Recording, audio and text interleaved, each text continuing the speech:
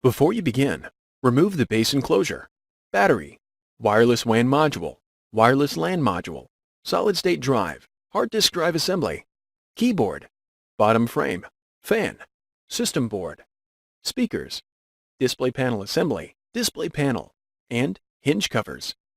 Removal. Important.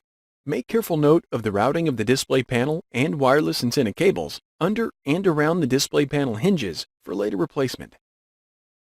Remove the metallic tape that covers the left display panel hinge. Remove the 1.5 mm P0 Phillips head screw that secures the left display panel hinge to the display enclosure. Remove the 3 mm P1 Phillips broadhead screws that secure the left display panel hinge to the display enclosure. Lift the left display panel hinge off of the alignment pins, release it from the retention tabs, and remove it from the display enclosure. The right display panel hinge is removed in the same manner. Reverse this procedure to install the display panel hinges. Thanks for watching. Please click subscribe for more videos and weekly updates.